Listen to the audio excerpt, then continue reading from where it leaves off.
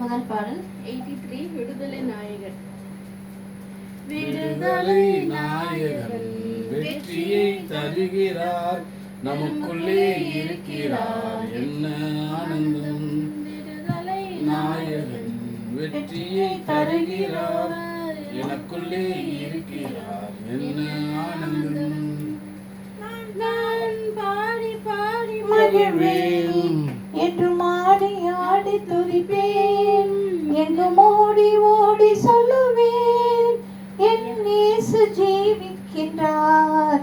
விடுதலை நாயகன் வெற்றியை தருகிறார், நமக்குள்ளே இருக்கிறார், என்ன ஆனந்தம். தேடி ஓடி வந்தார், நம்மை தேற்றி அணைத்து கொண்டார், நம் பாவம் அழைத்து மன்னித்தார், ஒரு மனிதனாக மாற்றினார். விடுதலை நாயகன் வெற்றியை தருகின்றார், நமக்குள்ளே இருக்கின்றார், என்ன ஆனந்தம். ராஜா சோத்திரம், சோத்திரமே சோத்திரமே, ஜீவனுள்ள நாளெல்லாமே அவருக்கும் அருகில் இருப்பவரே, உண்மையாய் கூப்பிடும் புறந்தனைக்கு விடுதலை தருபவரே, என் இயேசு ராஜா ஸ்தோத்திரம். ஸ்தோத்திரமே ஸ்தோத்திரமே, உயிருள்ள நாளெல்லாமே இரக்கம் உள்ளவரே, மனதுருக்கம் உடையவரே, நீடிய சாந்தம் பொறுமை அன்பு நிறைந்து வாழ்பவரே, என் இயேசு ராஜா ஸ்தோத்திரம். ஸ்தோத்திரம் தானே ஐயா, நிலையில்லாத இந்த உலகத்திலே நேசிக்கிறேன் உம்மை தானே ஐயா, உம்மை தானே ஐயா. ஒவ்வொரு நாளும் எனது கண் உம்மைத்தான் நிறுத்தியுள்ளேன், வலப்பக்கத்தில் இருப்பதனால் நான் அசைக்கப்படுவதில்லை. நேசிக்கிறேன் உம்மை தானே ஐயா, உம்மை தானே ஐயா. உம்மை அல்லாமல் வேறு விருப்பம் உள்ளத்தில் இல்லையே, நிம்மதியே நிரந்தரமே, எல்லாம் ஆள்பவரே, நேசிக்கிறோ உம்மை தானே ஐயா, உம்மை தானே இயேசையா. தேசமெல்லாம் எங்கள் இயேசுவுக்கு சொந்தமாகும், எங்கள் கண் பார்க்கும் பூமி எல்லாம் கல்வாரி கொடி பறக்கும், கால் மிதிக்கும் தேசம் எல்லாம் எங்கள் இயேசுவுக்கு சொந்தமாகும், கண் பார்க்கும் பூமி எல்லாம் கல்வாரி கொடி பறக்கும். பறக்கட்டும் பறக்கட்டும் சிலுவையின் ஜெயக்கொடி, ஹல்லேலூயா. உயரட்டும் உயரட்டும் இயேசுவின் திருநாமம், ஹல்லேலூயா. பறக்கட்டும் சிலுவையின் ஜெயக்கொடி, ஹல்லேலூயா. உயரட்டும் உயரட்டும் இயேசுவின் நாமம், ஹல்லேலூயா. கால் மிதிக்கும் தேசம் எல்லாம் எங்கள் இயேசுவுக்கு சொந்தமாகும், எங்கள் கண் பார்க்கும் பூமி எல்லாம் கல்வாரி கொடி பறக்கும். நிற்கணுமே தேசத்திற்காய் கதறணுமே, திறப்பின் வாசலில் நிற்கணுமே, தேசத்திற்காய் கதறணுமே, ஜெபாவி ஊற்றுமையா, ஜெபிக்கணும் ஜெபிக்கணுமே, காத்து கொள்ளும் ஐயா, தீயன எதையுமே நான் ஆட விடாதையும், ரூபம் போல ஜெபங்கள் ஏற்றுக்கொள்ளும் ஐயா. என் கண்கள் உம்மை தானே நோக்கி இருக்கின்றன, அடைக்கலம் போகுதே நான் அழிய விடாதையும், ரூபம் போல என் ஜெபங்கள் கொள்ளும் ஐயா. உம்மாலாகாதது எதுவும் இல்லை. அகிலம் அனைத்தையும் உண்டாக்கி ஆளுகிறேன். அகிலம் அனைத்தையும் உண்டாக்கி ஆளுகிறேன். ஆகாதது எதுவும் இல்லை. உம்மாலாகாதது எதுவும் இல்லை. துதி செய்து தொடங்கியதும் எதிரிகளில் தங்களுக்குள் வெற்றுண்டு மறிய செய்வீர். உம்மாலாகும் எல்லாமாகும். உம்மாலாகும் எல்லாமாகும். ஆகாதது எதுவும் இல்லை. உம்மாலாகாதது எதுவும் இல்லை. நீதிமான் நான், நீதிமான் நான். இரத்தத்தாலே கழுவப்பட்ட நீதிமான். இயேசுவின் இரத்தத்தாலே கழுவப்பட்ட நீதிமான். எதிரியின் வலிமை. ஹல்லேலூயா. ஹல்லேலூயா. கர்த்தர் நேற்று தந்ததற்காக அவருக்கு நன்றி செலுத்துகிறேன். அடுத்த பகுதியும் அநேக காரியங்களுக்காக ஜெபிப்பதற்கு பாஸ்டர் தானியல் இறுதிராஜின் துணைவியார் இறுதிராஜ் நிர்மலாவை வரவேற்போம்.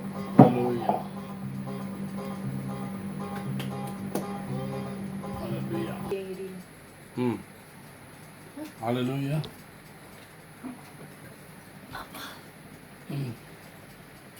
அங்க ஹல்லேலூயா. ஹல்லேலூயா. நாம் கண்களை மூடித்திருக்கலாம். எங்களை நேசித்து வழிநடத்தும் நல்ல தகப்பனே, தந்த நல்ல ஆசீர்வாதமான நாளுக்காக நன்றியோடு துதிக்கிறோம். கர்த்தாவே, அப்ப அந்த மாதத்தின் 13ஆம் நாளைக்கான எங்களுக்கு ஜீவனை தந்தீர். அதுக்காக மக்கள் செலுத்துகிறோம். ஆண்டவரே, ஒவ்வொரு நிமிடம் ஒவ்வொரு வினாடியும் தகப்பனை நாங்கள் இருப்பது சுத்த கிருபையாக இருக்கிறதற்காக மக்கள் நன்றி செலுத்துகிறோம். ஹல்லேலூயா. சோத்திக்கிறோம். அண்டை கிருபையை தவிர வேறு ஒன்றுமில்லை. ஆண்டவரே, இந்த காலத்திலும் நாங்கள் ஜீவித்திருப்பது அதற்காக மக்கள் நன்றி செய்கிறோம். தந்த சுக வெளிச்சீவன் அனைத்திற்காக நன்றி துதிக்கிறோம். அப்பா, எல்லா தேசங்களையும் இந்த கருத்தை வைத்து ஜெபிக்கிறோம். குறிப்பாக ஆண்டவரே, அப்பா, இந்த துபாய் தேசத்தையும் சுற்றியுள்ள எல்லா எமிரேட்ஸ் இந்த கருத்தை வைத்து ஜெபிக்கிறோம். ஹல்லேலூயா. சோத்திக்கிறோம் ஆண்டவரே. அப்பா, சோத்திக்கிறோம் ஆண்டவரே. அப்பா, இந்த நாட்களிலும் கர்த்தாவே வச்சு எனக்கு நிற்கிறது பார்க்க முடியாது. ஹல்லேலூயா. சோத்திக்கிறோம் ஆண்டவரே. அப்பா, சோத்திக்கிறத சத்தமாக தான் சொல்றேன். அப்பா, அந்த நாட்களிலும் இயேசு சுவாமி அப்பா அந்த தேசத்திற்காக ஜெபிக்கிறோம். எல்லா ஆண்டவரே அப்பா சோத்திக்கிறோம். கர்த்தாவே, மிடில் ஈஸ்ட் கண்ட்ரிஸையும் ஏழு எமிரேட்ஸ் இந்த கரத்தை வைத்து ஜெபிக்கிறோம். ஹல்லேலூயா. சோத்திக்கிறோம் கர்த்தாவே. அப்பா, எல்லாரையும் தகப்பனை ஆளுகை செய்கிற ராஜாக்கள் எல்லாரையும் காத்தள்ள வேண்டுமா ஜெபிக்கிறோம். எல்லாரையும் அப்பா சோத்திக்கிறோம் ஆண்டவரே. அப்பா, அந்த மக்களுக்கு தேவரீர் அப்பா அந்த தேசத்தில் வாழ மக்களுக்கு ஆண்டவரே அப்பா சோத்திக்கிறோம். ஆண்டவரே நல்ல ஆண்டவரே அப்பா சோத்திக்கிறோம். ஆண்டவரே அப்பா, ஆண்டவரே காரியங்களை செய்து கொடுக்க முடியாத தேடி இருக்கிறதுக்காக மக்கள் செலுத்துகிறோம். ஆண்டவரே ஆண்டவரே எல்லா ஆண்டவரே கவர்மெண்ட் அஃபீஷியல்ஸ் எல்லாவற்றையும் இந்த கருத்தை ஜெபிக்கிறோம். ஆண்டவரே அப்பா சோத்திக்கிறோம். ஆண்டவரே அவர்கள் ஆண்டவரை கொண்டு வருகிற புதிய சட்டங்களுக்கு ஆண்டவரே மக்களாகிய நாங்கள் ஆண்டவரை கீழ்ப்படிந்த நடக்கைகளுக்கு உதவி புரிய வேண்டுமாக ஜெபிக்கிறோம். என்றும் இந்த தேசத்தை ஆண்டவரே அதற்கு எதிர்த்து நிற்காமல் ஆண்டவரே அவர்கள் செய்கிற காரியங்களுக்கு நாங்களும் ஆண்டவரை அடங்கி நடக்க எங்களுக்கு உதவி வேண்டுமாக ஜெபிக்கிறோம். எல்லா நாடுகளையும் எல்லா தேசங்களையும் இந்த கரத்தை வைத்து ஜெபிக்கிறோம். ஆண்டவரே எல்லா தேசங்களிலும் மக்களையும் இந்த கரத்தை வைத்து ஜெபிக்கிறோம். அப்பா, நாளுக்கு நாள் ஆண்டவரே மக்களுடைய தொகைகள் ஆண்டவரே பெருகி கொண்டு போகிறதாக இருக்கிறது என்று சொல்லி பார்க்கிறோம். ஆண்டவரே அப்பா சோத்திக்கிறோம். ஆண்டவரே நன்றியோடு துதிக்கிறோம். ஆண்டவரே அப்பா, எல்லா நாடுகளை ஆளுகை செய்கிற எல்லாருடைய தலைவர்களையும் ஆண்டவரே இந்த கரத்தை வைத்து ஜெபிக்கிறோம். அந்தந்த தேசத்தை ஆளுகிறவர்கள் தேசத்திற்குரிய மக்களுக்கு நல்ல ஆண்டவரே அப்பா சோத்திக்கிறோம். ஆண்டவரே ஆட்சிகளை கொடுக்கும்படியாக மக்கள் சமாதானத்துடன் வாழும்படியான காரியங்களை செய்யும்படியாக ஆண்டவரே அப்பா அவர்கள் மீது எந்த விதமான ஒரு ஆண்டவரே ஆண்டவரே ஆண்டவரே வரிகளை செலுத்தாமல் பிள்ளைகள் ஆண்டவரே அவர்களுக்கு மீது எந்த விதமான ஒரு பாரத்தையும் சுமத்தாமல் ஆண்டவரே தேசத்தை ஆண்டவரை பாதுகாக்கும்படியாகவும் எல்லா தீய கொடிய பழக்கங்களில் இருக்கிற மக்கள் எல்லாவற்றிலிருந்தும் மக்களை காப்பாற்றுவதற்குரிய காரியங்களை செய்வதற்காகவும் எந்த விதமான தீய காரியங்களும் தாசத்திற்குள் அண்டாத வண்ணமாக அவைகளை தடுத்து நிறுத்தும் தகப்பனை இதை புரிய வேண்டுமாக ஜெபிக்கிறோம். கர்த்தாவே ஹல்லேலூயா. சோதிக்கிறோம். தேசத்தை எல்லா நாட்களிலும் சமாதானத்தை தந்துள்ள வேண்டுமா ஜெபிக்கிறோம். எல்லா தலைவர்களுக்குள்ளவும் ஆண்டவரை சமாதானத்தை தந்துள்ள வேண்டுமா ஜெபிக்கிறோம். ஹல்லேலூயா. சோத்திரிக்கிறோம் கர்த்தாவே. சோத்திரம் தேவனே நன்றி இருக்கிறோம். ஆண்டவரே இதோ இந்த நாட்டில் எவ்வளோ இடங்களில் ஏற்படுகிற விபத்துகள் ஆண்டவரே அது ட்ரெயினாக இருந்தாலும் ஆண்டவரே ஆண்டவரே ஆண்டவரே ஃப்ளைட்டாக இருந்தாலும் ஒரு பஸ்ஸாக இருந்தாலும் ஆண்டவரே ஆண்டவரே எத்தனை விதமான விபத்துகள் நாடுகளில் ஒவ்வொரு இடங்களிலும் ஏற்படுகிறதாக இருக்கிறது. இயற்கை சீற்றத்தால் ஏற்படுகிற ஆண்டவரே அப்பா ஆண்டவரே ஆண்டவரே பக்க விளைவுகள் நாசங்கள் ஆண்டவரே ஏதோ அந்த நாட்களிலும் கூட பார்க்கும்பொழுது டெக்சாஸ்ல ஆண்டவரே எப்படியாக ஆண்டவரே வெள்ளம் பெருகி வீடுகள் எல்லாம் எப்படியாக அடித்து சென்றது என்று பார்க்கிறோம். ஆண்டவரே ஆண்டவரே மக்கள் எல்லாம் ஆண்டவரே ஆண்டவரே வீடுகளை இழந்து எல்லாவற்றையும் இழந்து ஆண்டவரே மக்கள் என்ற காரியங்களை ஆண்டவரே அது எந்த ஒரு நாடாக இருந்தாலும் நாம் நினைக்கலாம் அது அமெரிக்கா தானே அவர்கள் என்றாங்க அங்கே அவர்கள் ஆண்டவரே சுகமாக வாழ்கிறார்கள், எந்த ஒரு ஆண்டவரே அப்பா அவர்களுக்கு ஆண்டவரே கவலையும் இல்லை என்று சொல்லி, ஆனாலும் அந்த இடங்களிலும் பார்க்கும் பொழுது இப்படியான ஆண்டவரே காரியங்கள் ஏற்பட்டு, வெள்ளப்பெருக்குகள் ஏற்பட்டு, வீடுகளுக்குள்ளே எல்லாம் புகுந்து ஆண்டவரே அவர்களுடைய வீடுகள் முக்காவது எல்லாமே ஆண்டவரே மரத்தால் செய்யப்பட்ட வீடாக இருப்பதனால மிக சீக்கிரமாக எல்லாம் அடித்து செல்லப்படுகிறது. அந்த வாகனங்கள் எல்லாம் ஆண்டவரே அழைத்து செல்லப்பட்ட காரியங்களை பார்க்கிறோம். ஆண்டவரே மரங்கள் எல்லாம் இடிந்து எல்லாம் விழுந்து ஆண்டவரே மிகப்பெரிய ஆண்டவரை பாதிப்பை ஏற்படுத்தி எத்தனையோ மக்கள் இறந்து போனார்கள் என்று சொல்லி பார்க்கிறோம். ஆண்டவர் இப்படியான காரியங்கள் எல்லா இடங்களிலும் இந்த இயற்கை சீற்றங்கள் காணப்படுகிறதாக இருக்கிறது என்று சொல்லி பார்க்கிறோம். ஆண்டவரே இந்த வானிலையானது ஆண்டவரை இப்பொழுதெல்லாம் அதிகமாக ஆண்டவரே இந்த வெயிலின் தாக்கம் அதிகமாக காணப்படுகிறதாக இருக்கிறது என்று சொல்லி பார்க்கிறோம். மனிதனால் தாங்கக்கூடியது, அது சூடானாலும் சரி, குளிரானாலும் சரி, பனியானாலும் சரி, எதுவானாலும் சரி, வறட்சி ஆனாலும் எல்லாமே அதிகமாக காணப்படுகிறதாக இருக்கிறது என்று சொல்லி பார்க்கிறோம். ஆண்டவரே ஹல்லேலூயா, ஸ்தோத்திரிக்கிறோம் தேவனே. அப்பா அது இந்த நாடுகளிலும் ஆண்டவரே இந்த ஆண்டவரே குறிப்பாக ஆண்டவரே சவுதி, குவைத்து, இந்த துபாயை காட்டிலும் இன்னும் இந்த குவைத்து, சவுதியிலெல்லாம் அதிகமாக சூடுகள் அதிகமாக காணப்படுகிறதாக இருக்கிறது என்று சொல்லி பார்க்கிறோம். ஆண்டவரே ஹல்லேலூயா, ஸ்தோத்திரிக்கிறோம் தேவனே. அப்பா ஸ்தோத்திரிக்கிறோம் கர்த்தாவே. இந்த கால சூழ்நிலைக்கு ஏற்ற மாதிரி மனிதர்களுடைய உடலில் ஏற்படுகிற எத்தனை விதமான உபாதைகள் ஆண்டவரே, மக்களுக்கு கொஞ்ச நேரம் இந்த வெயிலில் போய் வரும்போதே தலை சுற்றலும் ஆண்டவரே சோர்வு, அசதிகள் ஆண்டவரே எல்லாம் காணப்படுகிறதாக இருக்கிறது. ஆண்டவரே இந்த வியர்வையினாலே உடலில் உள்ள ஆண்டவரே நீர்கள் எல்லாம் குறைவதனால ஏற்படுகிற அசதி களைப்புகள் அதிகமாக காணப்படுகிறதாக இருக்கிறது என்று சொல்லி பார்க்கிறோம். ஆண்டவரே இதோ ஆண்டவரே இந்த வெயிலில் எவ்வளோ பேர் வேலை செய்கிறார்கள், கட்டுமான பணிகளில் வேலை செய்கிறார் ஆண்டவரே, லேபர்ஸ் என்ற கருத்தை வைத்து சொல்லிக்கிறோம். எத்தனையோ ஆண்டவரே இடங்களிலே வெயிலில் செய்கிற வேலைகள் காணப்படுகிறதாக இருக்கிறது என்றெல்லாம் பார்க்கிறோம். ஆண்டவரே அவர்களுக்கு எல்லாம் ஆண்டவரே ஹல்லேலூயா, ஸ்தோத்திரிக்கிறோம் ஆண்டவரே. அப்பா தேவனே, அப்பா சுகத்தை தந்துள்ள வேண்டுமாய் ஜெபிக்கிறோம் ஆண்டவரே. வேலை செய்கிற இடங்களிலே அவர்களுக்கு தேவையான மருத்துவ உதவிகள் கிடைக்க தேவனை உதவி புரிய வேண்டுமாய் ஜெபிக்கிறோம். இந்த நாள் முழுவதும் இந்த ஓய்வு நாடு எங்களுக்கு அவசரம் தந்திருக்க கிருபைக்காக அதுக்குள்ள பாட்டு தேடாதீங்க, மெசேஜ் எல்லாம் கேளுங்க. அதுக்குள்ள உட்காந்து பாட்டு தேடுங்க. இந்த மாதத்தை அவசரம் தந்திருக்கிற கிருபைக்காக உங்களுக்கு நன்றி செலுத்துகிறோம். அந்த கரங்களோடு கூட இருக்கிறது, எங்களை தங்குகிறது, எங்களை போஷிக்கிறது, வழிநடத்துகிறது. எனக்கு கூடான கூடி நன்றி ஐயா. இந்த நேரத்தில் மண்டரே உங்களுக்கு தரக்கும் இந்த வார்த்தைக்காக உங்களுக்கு நன்றி தரக்கும் ஆசிரியர் நீங்களே எங்களோடு கூட பேசுங்க. அண்டவே நாங்கள் உங்களுடைய வார்த்தை கேட்கும் பொழுதிலும் அண்டவை கத்தாவை எங்களுக்குள்ள எங்களுக்கான ஆத்மாவில் அண்டவை நாங்கள் அண்டவை என்னுடைய கத்தாவை நாங்கள் நினைவாக நாங்கள் அண்டவை கத்தாவை நாங்கள் பெறப்பட எங்களுக்கு உதவி புரிந்தோம் ஐயா. அண்டவை கத்தாவை கிட்டி சேர எங்களுக்கு உதவி புரிந்தோமா நாங்கள் செபிக்கிற புதிய மனிதனாக மாற்றிருந்த எங்கள் பாவங்கள் மன்னித்தரமாக நாங்கள் செபிக்கிறோம். சப்பா அண்டவை கத்தாவை அண்டவே உங்களுடைய வார்த்தைகளை அண்டவை வெறுமையை கேட்டு சென்று அண்டவை கத்தாவை அதை மறந்து விடாமல் அப்பா அதை அண்டவை கத்தாவை ஒவ்வொரு நாளும் அந்த மன்னாவை நாங்கள் உழுகிறவர்களாக நாங்கள் காணப்பட இருக்கிறது. நம்ம பார்க்கக்கூடிய காரியம் என்னன்னு சொல்லி பார்ப்போமா, நம்ம மொபைல் எல்லாம் சில சமயம் இப்படியே பார்த்துக்கிட்டு இருக்கும்போது சிலர் ரீல்ஸ்ல எல்லாம் போடுவாங்க. ஒரு சிவப்பு கலர், ஒரு சிவப்பு கிடாரியை பற்றி சும்மா ஒரு 2-3 லைன்ஸ் சொல்லுவாங்க. இது வந்துட்டு இப்படி ஒரு கிடாரி, சிவப்பு கலர், ரெட் கவ், ரெட் ஹெய்ஃபர் அப்படின்னு சொல்லுவாங்க. இங்கிலீஷில் ஹெய்ஃபர் சொல்லுவாங்க, இல்லைன்னா ரெட் கவ் அப்படின்னு சொல்லுவாங்க. இது வந்துட்டு இப்படியா இருக்கணும், சிவப்பாக இருக்கணும், இதை வந்து கண்டுபிடிச்சி அதை வந்து பலி கொடுக்கணும் அப்படின்னு சொல்லி சும்மா அந்த ரீல்ஸ்ல எல்லாம் பார்க்கும்போது நம்மளாம் வரும்போது சும்மா அந்த கிறிஸ்டின் சேனல்ல இந்த மாதிரி போடுவாங்க. ஆனால் அதை பற்றி முழுமையான எந்த ஒரு மெசேஜும் இது வரைக்கும் என்ன செய்யப்பட்டதில்லை, யாருமே அந்த அளவுக்கு கொடுத்ததில்லைன்னு சொல்லி நம்ம பார்க்கணும். இந்த நாளிலும் இப்படியான ஒரு காரியங்களை நாம பார்க்கலாம், எடுத்துக்கொள்ளலாம். என்னாகுமாம் 19:1-3.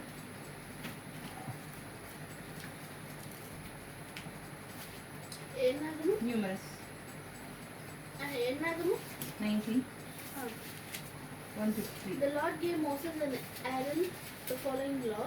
The people of Israel must bring Moses a reddish brown cow that has nothing wrong with it and that has never been used for plowing. Moses will give it to Eleazar the priest. Then it will be led outside the camp and killed while Eleazar watches. 195 பக்கம் 1, 2, 3.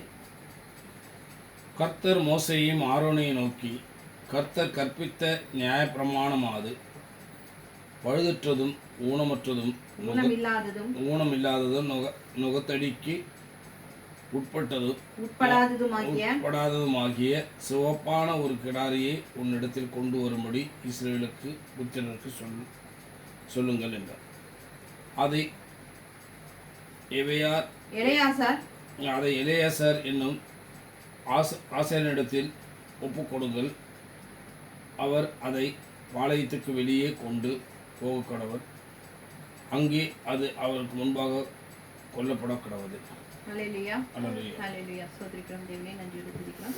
இந்த நேரத்தையும் தகப்பனே அப்பா ஸ்தோத்திரிக்கிறோம் ஆண்டவரே. வேதத்தில் உள்ள காரியங்களை நாங்கள் ஆண்டவரே ஆராயும்படியாக தேவனே அப்பா எங்களுக்கு நீர் கொடுத்திருக்கிற தகப்பனே ஸ்தோத்திரிக்கிறோம் அப்பா. ஞானத்துக்காக நன்றியோடு துதிக்கிறோம், ஸ்தோத்திரிக்கிறோம் தகப்பனே. இந்த நாளிலும் என்னை மறைத்து பரிசுத்த ஆவியானவரே நீர் ஆண்டவரே அப்பா ஆசீர்வாதியர்ல வேண்டுமாயிருக்கிறோம்.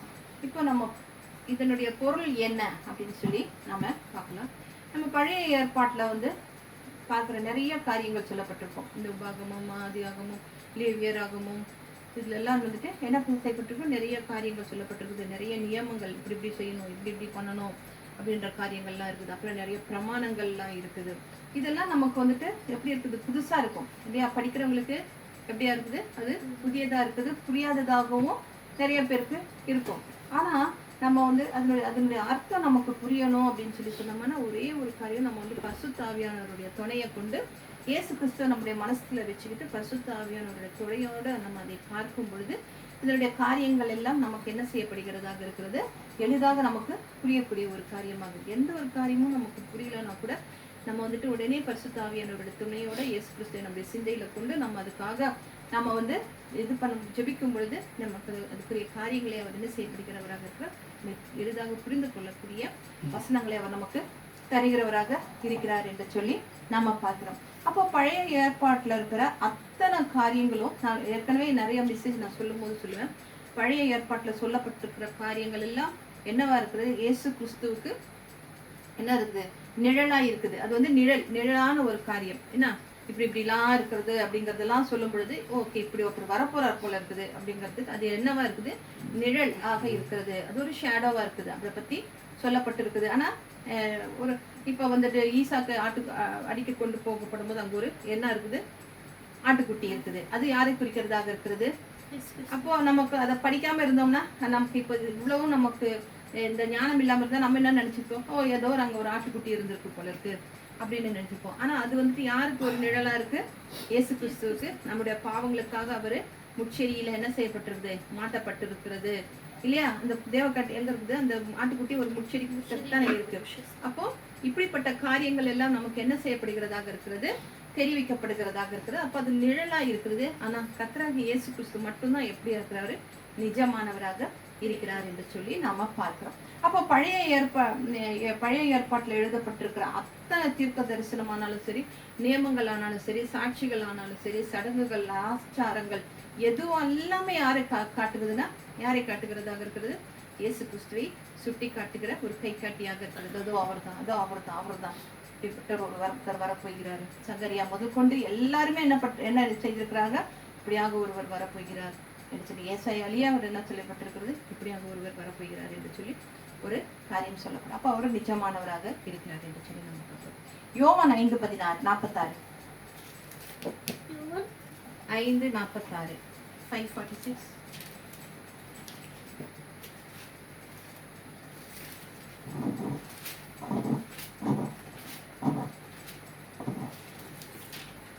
தேவனிடத்தில் நின்று வந்தவரே தவிர ஒருவரும் பிதாவை கண்டதில்லை, அவரே பிதாவை.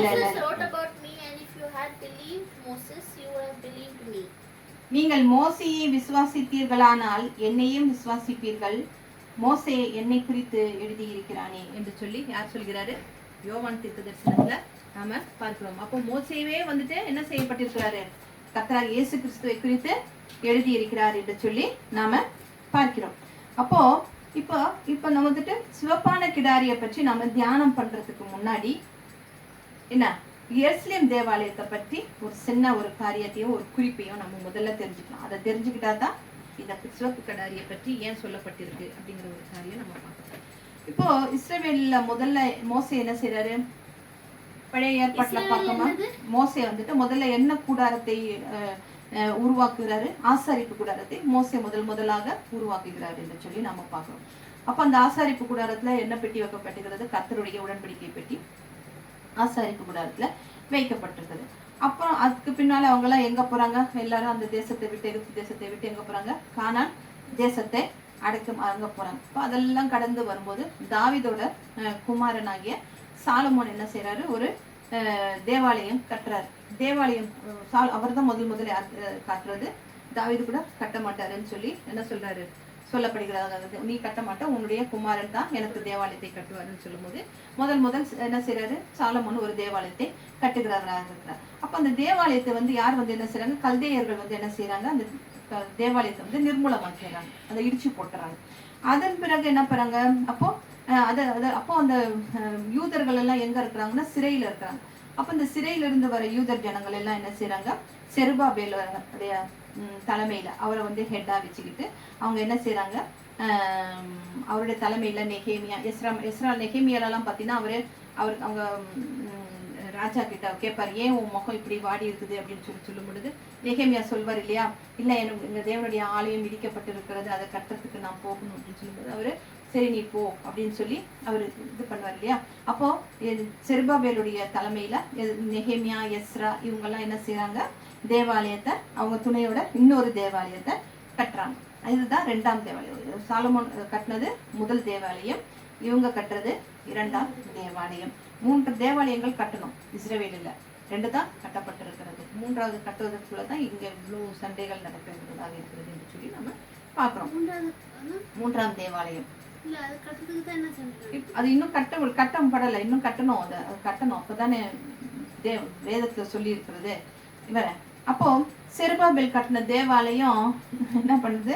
சாலமோனுடைய செருபாபேல் ஒரு தேவாலயம் கட்டுறாரு. ஆனா அந்த தேவாலயம் சாலமோன் கட்டினதை போல பிரம்மாண்டமா, சாலமோன் ரொம்ப பிரம்மாண்டமான ஒரு தேவாலயத்தை கட்டுறாரு. அதை விட பிரம்மாண்டமா தனக்குன்னு ஒரு வீடை உண்டாக்குறாரு. ஆனாலும் தேவனுக்குன்னு ஒரு ஆலயத்தை, நல்ல ஒரு பெரிய தேவாலயத்தை உண்டாக்கு. ஆனா செருபாபேல் கட்டின தேவாலயம் வந்துட்டு யாருடையது போல இல்ல, சாலமோனது போல அவ்வளவு பிரம்மாண்டமா இருக்கல. இருந்தாலும் என்ன செய்யறாரு? ஆண்டவர் அதுல பிரியமா இருக்கிறார். யார் கட்டினதுல? செருபாபேல் கட்டின அந்த தேவாலயத்துல தேவன் பிரியமாக இருக்கிறார். அது மாத்திரம் இல்லாம அவங்க என்ன செய்றாங்க? அந்த தேவாலயத்துக்கு அஸ்திபாரம் போடுறாங்க அப்படின்னு சொல்லி நம்ம பாக்குறோம். அஸ்திபாரம் போடுறாங்க அவங்களுடைய. அப்போ அவர் சொல்றாரு, கர்த்தர் சொல்றாரு, நான் உனக்கு அதை நீ கட்டி முடிக்கிற வரைக்கும் நான் உன் கூட இருப்பேன் அப்படின்னு சொல்லி அவர் சொல்கிறத பாக்குறோம். அப்போ கர்த்தருடைய கண்கள் என்ன செய்கிறதாக இருக்கிறது? செருபாபேல் கையில் இருக்கிற. அப்போ அந்த ஒரு இது கட்டுறாங்கன்னா என்ன வச்சு கட்டுவாங்க? தூக்கு நூல் வச்சுதான் கட்டுவாங்க. அப்ப அந்த தூக்கு நூலை வந்து கர்த்தர் என்ன செய்யறாரு? பிரியமா பார்க்கிறாரு. பிரியமா பார்த்து கர்த்தர் சொல்றாரு, அவர் கட்டின தேவாலயத்தை பல நூற்றாண்டுகள் என்ன செய்யறாரு? அந்த தேவாலயம் வந்து ஏரோது ராஜா என்ன செய்கிறாரு? நூற்றாண்டுகளாக அதை என்ன செய்து வருகிறார்? புதுப்பித்து வருகிறார் என்று சொல்லி நாம பாக்குறோம். அப்போ அதுக்கு வந்துட்டு எத்தனை நூற்றாண்டுகள் பிடிச்சுதான்? ஏரோது கட்டின அந்த தேவாலயம் 46 வருடங்கள் பிடித்ததாக யோவான் சொல்வார் இல்லையா. இந்த தேவாலயத்தை இடித்து போடுங்கள், நான் 3 நாளைக்குள்ளே கட்டுவேன் என்று சொல்லி இயேசு கிறிஸ்து சொல்லும் பொழுது அவங்க போர் சேவகர்கள் என்ன சொல்லுவாங்க? இதை கட்டுறதுக்கே எத்தனை வருஷம் ஆச்சு? 46 வருஷம் ஆச்சு, நீங்க இதை 3 நாளைக்குள்ளே இடித்து போடுவீங்களோ அப்படின்னு சொல்லி யோவான்ல பார்த்தோம்னா இருக்கு. அப்ப டைம் இல்லை, அதுக்குள்ள யோவான் 2:20 அதுக்கு சொல்லப்படுகிறதாக இருக்கிறது. அப்போ இந்த 46 வருடங்கள் பிடித்ததாக யோவானே சொல்கிறதாக இருக்கிறார் என்று சொல்லி நாம பார்க்கிறோம். இதெல்லாம் முடிச்சதுக்கு அப்புறம் இயேசு கிறிஸ்துவுக்கு அப்புறம் இயேசு கிறிஸ்து பிறக்கிறாரு. அவருக்கு பின் 70 ஆண்டுகள் கழித்து இந்த 2ஆம் தேவாலயத்தை யார் வந்துட்டு இடிச்சு போடுறான், நிர்மூலமாக்கி போடுறான்னு பார்த்தா தீத்துராயன் வருவான். தீத்துராயன் வந்தானே வரான்.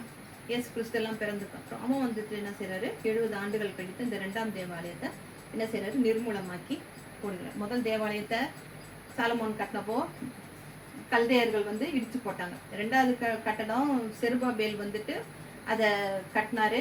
அப்புறம் வந்துட்டு அது வந்துட்டு ஏரோது ராஜா, அவருக்கு அப்புறம் ஏரோது ராஜா வந்து அதை புதுப்பிச்சு அதை நான் பத்திரப்படுத்தி வருகிறாரு. அதை வந்து யார் கட்டினது? அது கட்டி இது பண்ணி போட்டது தீத்துராயன் வந்துட்டு அதை நிர்மூலமாக்கி போட்டாரு. புரியுதா இது வரைக்கும்?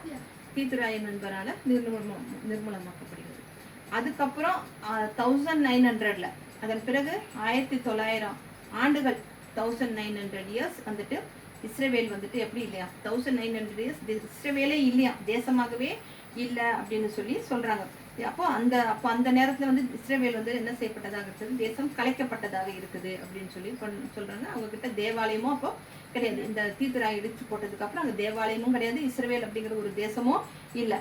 ஆனா 19ஆம் நூற்றாண்டுகள்ல ஆனா ஆச்சரியமா பார்க்கும்போது 1948ல யூதர்கள் எல்லாம் என்ன செய்றாங்க, எல்லாரும் ஒன்னா கூடி ஒரு தேசமாக உருவாக்கி இருக்கிறாங்க. அப்போ இஸ்ரவேல் தேசம் உருவான நாள் முதல் அவர்கள் வந்து 3ஆம் தேவாலயத்தை கட்டுறதுக்காக அவங்க என்ன செய்யறாங்க, தேவாலயத்தை கட்டுறதுக்காக எல்லா விதமான முயற்சியும் என்ன செய்துக்கிட்டு வராங்க அப்படின்னு சொல்லி நம்ம பாக்குறோம். அதுக்கு இப்போ ஒரு தேவாலயத்தை கட்டணும்னா அதுக்கு என்ன வேணும், அதுக்கு பனிமுட்டுகள் ஏன்னா, அப்புறம் அதை கட்டணும்னா அப்புறம் அதுக்கப்புறம் அது அந்த ஆசாரியர்களுடைய வஸ்திரங்கள், அப்புறம் தேவாலயத்துக்கு தேவையான எல்லா பொருட்களையும் அவங்க என்ன செய்யறாங்க, சேர்த்து வைக்கிறாங்க. 3ஆம் தேவாலயத்தை கட்டுறதுக்கு இதையெல்லாம் சேர்த்து வைக்கிறாங்க. ஆனா ஒரே ஒரு காரியம் மாத்திரம் அவங்களுக்கு இன்னமும் கிடைக்கல. அது என்ன? ஒரே ஒரு காரியம் எல்லாம் ரெடி பண்ணி வச்சிருக்கிறாங்க 3ஆம் தேவாலயத்தை கட்டுறதுக்கு இஸ்ரவேல்ல. ஆனா ஒரே ஒரு காரியம் மாத்திரம் கிடைக்கல. அது என்ன? சிவப்பு கிடாரி. சிவப்பு கிடாரி. இந்த ரெட் கவ் இன்னும் வந்து அவங்களுக்கு கிடைக்கல. ஃபர்ஸ்ட் தேவாலயத்தை யார் இடிச்சு போட்டது? கல்தேயர்கள். சாலமோன் கட்டினத கல்தேயர்கள் அவர்கள் இடிச்சு போட்டுறாங்க. 2ஆம் தேவாலயத்தை எஸ்ரா நெகேமியா இவங்களுடைய துணையோட செருபாபேல் கட்டினதை வந்துட்டு யார் இடிச்சு போடுறா? தீத்துராயர் இடிச்சு போடுறாரு. அதுக்கப்புறம் இவங்கெல்லாம் என்ன செய்யறாங்க, யூதர்கள் எல்லாம் சேர்ந்து 1948ல 3ஆவதாக ஒரு தேவாலயத்தை கட்டணும் இஸ்ரவேல்ல அப்படின்னு சொல்லிட்டு இவங்க எல்லாம் பனிமுட்டுக்கள் எல்லாம் ரெடியா இருக்கு. ஆனா என்ன கிடைக்கல அவங்களுக்கு? இந்த சிவப்பு கிடாரி கிடைக்கவில்லை. அந்த சிவப்பு கிடாரி மஸ்ட். ஏன்னா இந்த சிவப்பு கிடாரி, ஆமா, இந்த சிவப்பு கிடாரி இல்லாமல் என்ன செய்ய முடியாது, தேவாலயம் கட்ட முடியாது. தேவாலயம் கட்டுகிறவர்களும் சரி, அதுல இருக்கிற பனிமுட்டுகளும் சரி, எல்லா சடங்குகளும் இதெல்லாம் இதெல்லாம் செய்யறதுக்கு முன்பாக அந்த சிவப்பு கிடாரி என்ன செய்யப்பட வேண்டும், அது வந்துட்டு அதனுடைய சாம்பல் வந்து சுத்திகரிக்கப்பட வேண்டும். அந்த அந்த சிவப்பு கிடாரி கொல்லப்படணும். அது கிடைச்சி அதை கொண்டு அது சாம்பலை அவங்க என்ன செய்யப்பட வேண்டும், அந்த சாம்பலை கொண்டு தான் அவங்க என்ன செய்ய வேண்டும், சுத்திகரிக்கப்பட வேண்டும் என்று சொல்லி நாம பார்க்கிறோம்.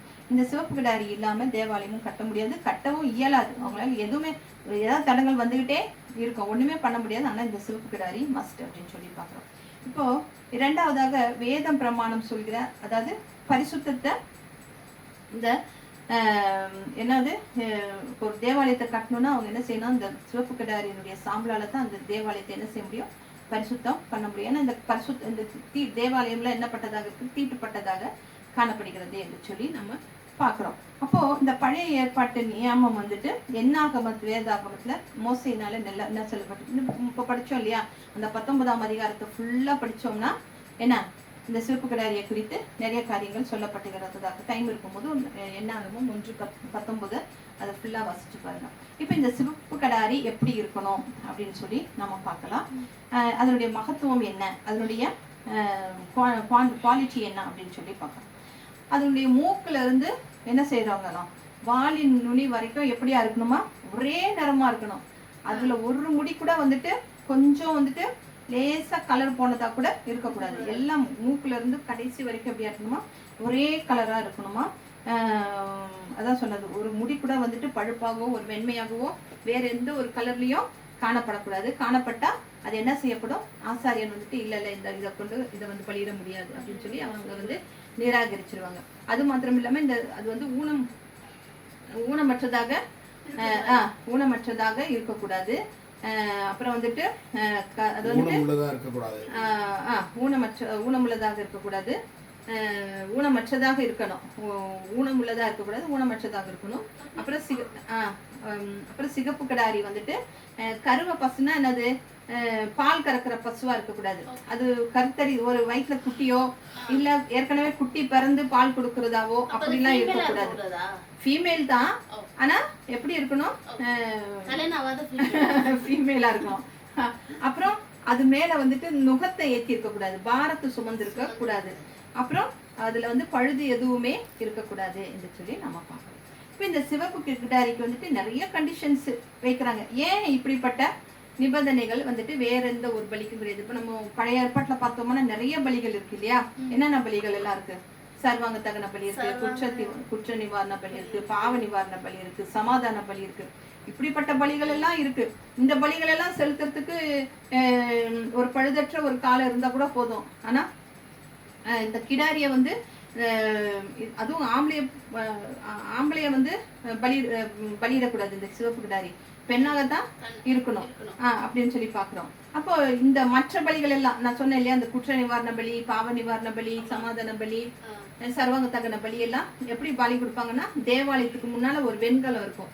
அந்த வெண்கலத்துக்கு இந்த வலது பக்கத்துல தான் என்ன செய்யப்பட வேண்டும், இந்த பலிகள் எல்லாம் கொல்லப்பட வேண்டும். ஆனா இந்த சிவப்பு கிடாரியை கொண்டு என்ன பண்ணணும்னா, தேவாலயத்துக்கு புறம்பே அந்த கேம்பஸை விட்டு தூரமா போய் பாலத்துக்கு புறம்பே போய் அது என்ன செய்யப்பட வேண்டும்,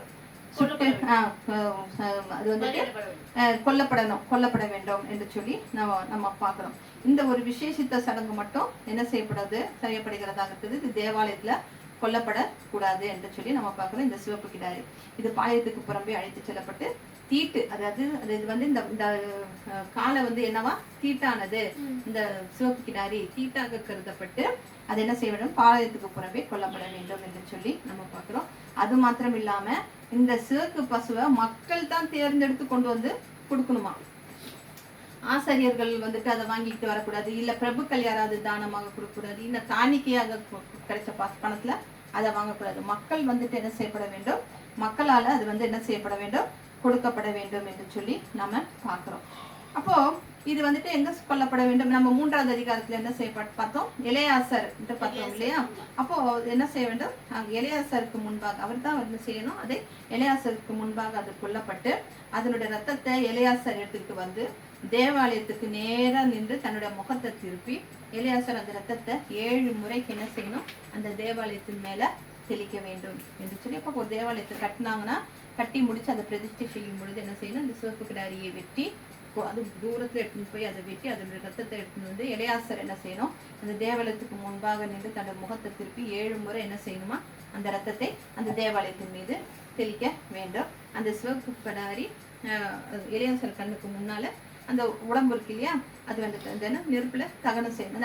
நெருப்புல தகனம் செஞ்சோன்னா அது என்ன ஆகும், எரிந்து என்ன ஆகும், சாம்பலாக ஆக்கப்பட வேண்டும் என்று சொல்லி. இப்ப தகனம் செய்யும் போது அதனோடு சேர்த்து எதை எரிக்கணும் அப்படின்னு சொல்லி பார்த்தோம்னா, அதனோட சேர்த்து கேதுரு கட்டையையும் ஈசோப்பையும் சிவப்பு நூலையும் சேர்த்து, இந்த 3ஐயும் சேர்த்து அதோட கூட எரிக்கணும். அந்த சிவப்பு கிடாரியை எரிக்கும் போது கேதுரு மரம், கேதுரு கட்டை, ஈசோப்பு, அடுத்தது சிவப்பு நூல், இது 3ஐயும் 3ஐயும் சேர்த்து எரிக்க வேண்டும் என்று சொல்லி நம்ம பார்க்கணும். இது முற்றிலும் எரிந்த பிறகு அந்த சாம்பலை என்ன செய்யணுமா, அதை பத்திரப்படுத்தி வைக்கணும்.